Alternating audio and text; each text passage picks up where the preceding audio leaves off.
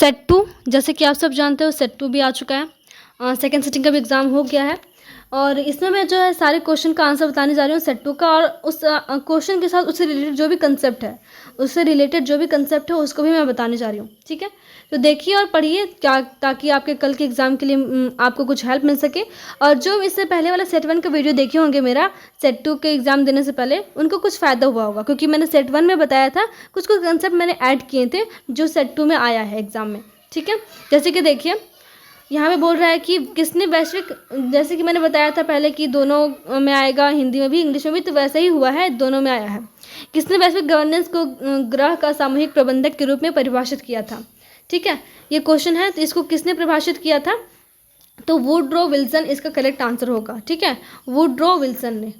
फिर second question क्या है, निम्नलिखित में से कौन सा वैश्विक गवर्नेंस की संख्या का उदाहरण नहीं है। वैश्विक गवर्नेंस का मतलब सब कुछ आता है, WTO, world bank, world government, लेकिन यूनाइटेड नेशन नहीं आता है, किसी भी एक पार्टिकुलर कंट्री के लिए नहीं है ये। ठीक है ना, ये पूरे देश के, पूरे वर्ल्ड के लिए है ये, तो यहाँ पे एक पार्टिकुलर कंट्री के लिए नहीं होगा, इसलिए यूनाइटेड नेशन जो है ये वैश्विक गवर्नेंस की संख्या का उदाहरण नहीं है।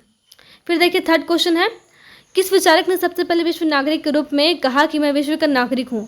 तो ये किसने कहा था, डायोजेनिस ने कहा था, डायोजेनिस ने कहा था। ठीक है, ये आपका करेक्ट आंसर हो जाएगा। फिर फोर्थ क्वेश्चन है कि ये जो है ये स्लोगन है, ये श्लोक किस उपनिषद में लिखा गया है, किस उपनिषद से लिया गया है, तो ये वृदारण्यक उपनिषद से लिया गया है। फिर देखिए क्वेश्चन नंबर 5, महात्मा गांधी ने सबसे पहले सत्याग्रह की शुरुआत कहाँ से की थी, तो सबको पता है चंपारण से शुरू हुआ था सत्याग्रह। फिर देखिए नेक्स्ट जो है, भारत में लैंगिक समानता का आंदोलन किसके विरुद्ध है। लैंगिक समानता का आंदोलन जो है सो एक मेल के विरुद्ध है ना, अगेंस्ट पैट्रियार्की, मतलब कि पितृसत्तात्मकता से है, क्योंकि हमेशा जो है तो पुरुष ही प्रधान होता है, तो उसकी अगेंस्ट ही है हमारा जो ये लैंगिक समानता का आंदोलन। फिर देखिए 7 में भारत में राष्ट्रीय मानवाधिकार आयोग की स्थापना कब हुई, तो इसका स्थापना हुआ 12 अक्टूबर 1993 में। ठीक है, फिर अगला देखते हैं, ग्लोबल वार्मिंग का मुख्य कारण क्या है, तो ग्लोबल वार्मिंग का मुख्य जो है कौन सा गैस की वजह से ग्लोबल वार्मिंग ज़्यादा होता है, तो कार्बन डाइऑक्साइड की वजह से होता है। ठीक है, ग्लोबल वार्मिंग। फिर देखिए नेक्स्ट क्वेश्चन क्या है, multicultural citizenship A liberal theory of minority rights 1995 किसने लिखा है, तो ये आपका लिखा है विल किमलिका ने।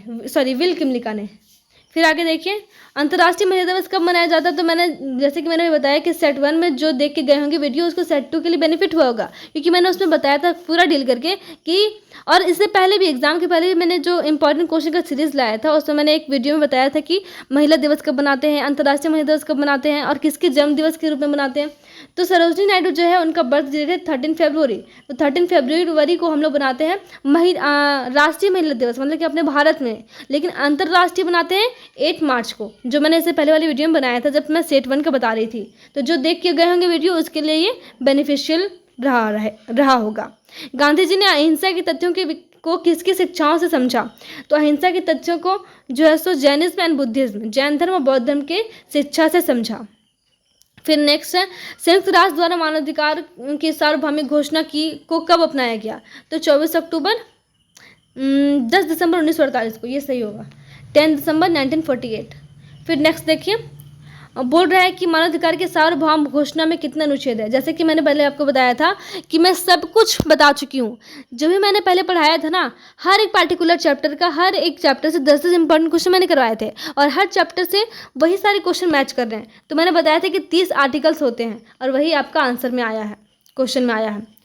मानवाधिकारों की सार्वभौम घोषणा लागू होती है किस पर, सब पे लागू होगा ना, कोई भी घोषणा है मानवाधिकार का तो सब पे लागू होगा, और हर भेद से, हर डिस्क्रिमिनेशन से आज़ाद होकर, इंडिपेंडेंट होकर सब पे लागू होगा। तो लिंग, जाति, धर्म या संस्कृति की परवाह किए बिना प्रत्येक नागरिक पर यह लागू होता है। फिर देखिए अगला, मानवाधिकार के सार्वभौम घोषणा को किसकी अध्यक्षता में अपनाया गया, किसकी अध्यक्षता में अपनाया गया, तो आपका फर्स्ट ऑप्शन ही सही होगा, एलेनोर रूजवेल्ट ने।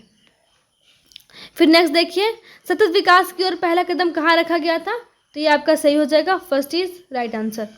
फिर देखिए 17 का, सतत विकास शब्द किस वर्ष अस्तित्व में आया, तो 1987 में ये सबसे पहले अस्तित्व में आया। मैं आपको बता दूं कि इससे पहले वाले वीडियो में मैंने कुछ गलत बता दिया था, तो प्लीज़ उसे जो है सो माइंड नहीं करें, जल्दबाजी में थोड़ा सा मुझसे गलती हो गई थी, तो उसे सुधार लें आप लोग और ठीक से याद कर लें, ठीक है। पर्यावरण का अर्थ क्या है? तो पर्यावरण का अर्थ होता है सारी चीज़ें, है ना, हर चीज़, आदमी, लोग, जो भी यहाँ पे नॉन लिविंग थिंग्स है, लिविंग थिंग्स है, सब कुछ पर्यावरण के अंदर आता है। इसलिए यहाँ पे ऑल ऑफ दिस इसका करेक्ट आंसर हो जाएगा, ठीक है, all of this, all of the above. फिर देखिए नेक्स्ट, जितना जल्दी मेरे पास क्वेश्चन आता है मैं उतना जल्दी ही वीडियो बना देती हूँ, इसलिए जो है आप लोग से रिक्वेस्ट है कि थोड़ा सा क्वेश्चन मुझे जल्दी भेजें। आप टेलीग्राम चैनल में मुझे क्वेश्चन भेज सकते हैं, रूमी अयाज करके यूनिवर्सिटी टॉक करके एक चैनल है, उसमें आप भेज सकते हैं। अब ये देखिए the term ecosystem was propose by home. Ecosystem जो टर्म है वो किसने प्रपोज किया था? तो एजी टांसले ने इसे प्रपोज किया था। ये बॉटनी का भी है, जूलॉजी का भी इकोसिस्टम वगैरह, तो उसमें जो लोग पढ़े होंगे उन्हें पता ही होगा। अब ग्रीन हाउस इफेक्ट जो है तो किसकी वजह से होता है, कौन से गैस की वजह से? तो कार्बन डाइऑक्साइड की वजह से ये होता है, क्योंकि ये भी जो है तो something connected with global warming से बहुत ही कनेक्टेड है। WWF का मतलब क्या होता है? वर्ल्ड वाइल्ड लाइफ फंड हो जाएगा इसका। फिर देखिए नेक्स्ट जो है, व्यक्तिगत सविनय अवज्ञा आंदोलन की शुरुआत किसने की थी? हम सब जानते हैं कि सविनय अवज्ञा के आंदोलन जो है सो महात्मा गांधी ने शुरू की थी 1940 में अंग्रेजों के खिलाफ। 1940 में की थी महात्मा गांधी ने अंग्रेजों के खिलाफ। लेकिन व्यक्तिगत में सबसे पहला आदमी जो चुना गया वो हमारे विनोबा भावे को चुना गया व्यक्तिगत आंदोलन करने के लिए। तो Vinoba Bhave will be the right answer. फिर 23 का जो, कौन सा देश सबसे अधिक शरणार्थियों की मेजबानी करता है? मतलब कि कौन सा देश जो है सो सबसे ज़्यादा फॉरेन पीपल को, या फिर बोल सकते हैं कि बाहर से फॉरेनर्स को आए हुए रखता है, फॉरेनर्स से जो भी लोग आए हैं उनको रखता है। तो इस सबको मैंने बताया था, बहुत डिटेल में भी बताया था कि क्या होता है रेफ्यूजी, क्या क्या कुछ होता है, इथनिसिटी। तो यहाँ पे तुर्की will be the right answer. तुर्की एक ऐसा देश जहाँ पे बहुत सारे जो है रेफ्यूजीज रखे जाते हैं, उनको शरण दी जाती है। निम्न में से किस पुस्तक के लेखक महात्मा गांधी है? तो हम सब जानते हैं हिंद स्वराज को महात्मा गांधी ने लिखा है, तो ये हो जाएगा। The discovery of India Jawaharlal Nehru ने लिखा है, ठीक है।